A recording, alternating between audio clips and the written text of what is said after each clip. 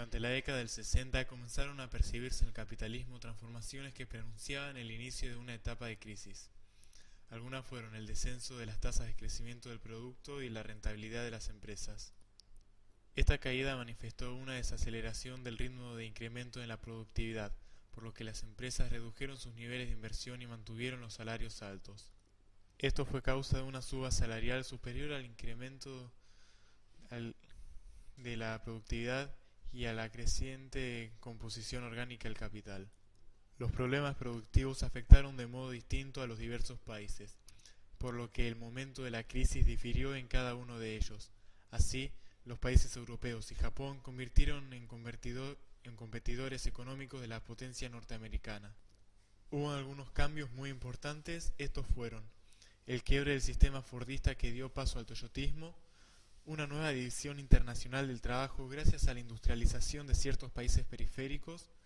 Esta industrialización consistía en exportar productos manufacturados y la intervención de estados en la economía adoptando políticas industriales. El orden monetario anterior a la crisis fue creado por Bretton Woods. Se sustentaba en lo que estamos viendo en pantalla y, si fuera necesario, los organismos internacionales, el FMI o Banco Mundial, proveían préstamos. En 1971 este sistema fue reemplazado por el Acuerdo Monetario de Washington, mediante el cual Estados Unidos eliminó el 10% de impuestos a las importaciones y el dólar fue devaluado en un 7,9.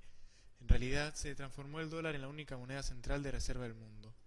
El régimen emergente del golpe militar de junio de 1966 se autodenominó Revolución Argentina. Los golpistas destituyeron a los miembros del Poder Ejecutivo Nacional y a las autoridades provinciales, municipales y los miembros de la Corte Suprema. La Junta de Comandantes de las Fuerzas Armadas hizo el Estatuto de la Revolución Argentina, mediante el cual se eliminaba la división de poderes, los cuales se centraban en el presidente. También, los jueces de la Corte Suprema de Justicia deberían priorizar sus disposiciones por sobre las de la Constitución. La revolución consistía en un esquema de 3 tiempos: el tiempo económico, que se basaba en destrabar el desarrollo industrial; el social, en distribuir la riqueza acumulada; y el político, que permitiría la apertura a la participación de la sociedad en el marco institucional. Más tarde llegó al poder el general Onganía. Era antiliberal en lo político y liberal en lo económico. Dispuso contribuir al desarrollo y a la modernización del país. Se acentuó el autoritarismo e intervinieron en los medios de comunicación. El 3 de junio, Onganía fue destituido por 3 factores: la extranjerización de la economía argentina, el rechazo que había recibido desde el Cordobazo y la aparición en primera plana de la guerrilla, a través del secuestro y asesinato del expresidente Aramburu. En 1970, la Junta de Comandantes nombró a Livingston como presidente, quien quiso limitar la penetración extranjera y favorecer a las empresas nacionales. También adoptó una política laboral menos rigurosa y procuró afirmar su autoridad. Sin embargo, no consiguió el respaldo de los trabajadores ni de los sindicalistas. Luego del vivorazo, debió renunciar.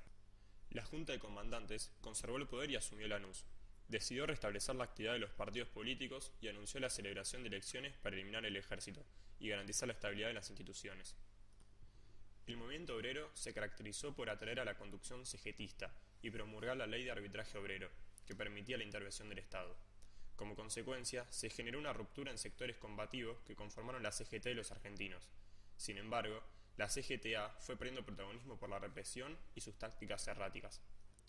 En 1970, el peronismo, los radicales y algunos partidos menores formalizaron una coalición llamada La Hora del Pueblo.